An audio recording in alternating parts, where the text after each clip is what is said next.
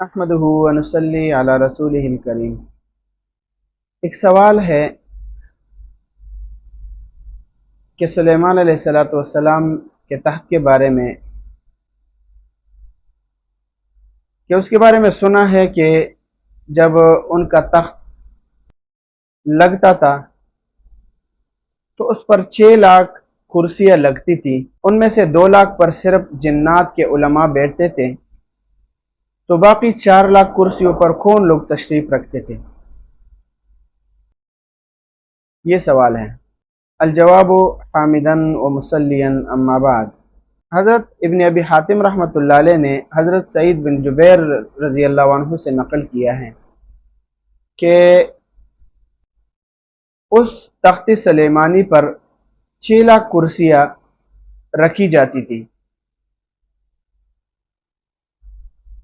جس میں سلیمان علیہ السلام کے ساتھ اہل ایمان انسان سوار ہوتے تھے اور ان کے پیچھے اہل ایمان جن بیٹھتے تھے۔ پھر پرندوں کو حکم ہوتا کہ وہ اس پورے تخت پر سایہ کر لیں تاکہ آفتاب کی تپش تکلیف نہ پہنچا سکے۔ پھر ہوا کو حکم دیا جاتا تھا وہ اس عظیم الشان مجمع کو اٹھا کر جہاں کا حکم ہوتا تھا وہاں پہنچا دیتی تھی۔ معرف القرآن جلد نمبر 6 صفحہ نمبر 213 کے اوپر یہ تفصیل آپ دیکھ سکتے ہیں۔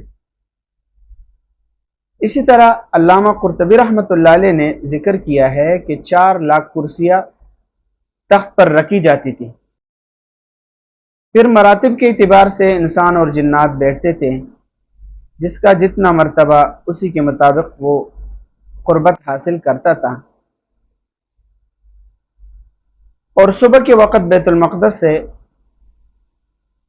استخر کا سفر کرتے تھے اور رات پھر واپس بیت المقدس میں گزارتے تھے۔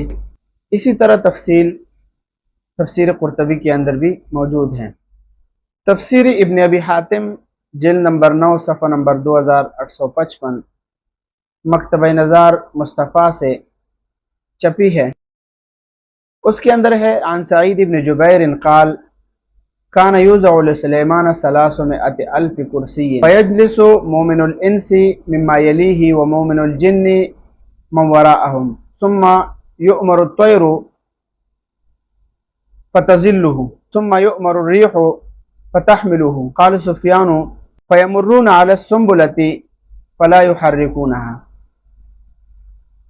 اسی طرح تفسیر قرطبی جلد نمبر 14 صفحہ نمبر 269 پہ جو مصر کی چاپ ہے اس میں موجود ہیں۔ تو یہ تاریخی روایات اس کے اندر ملتی ہے۔ وما علینا الا البلاغ۔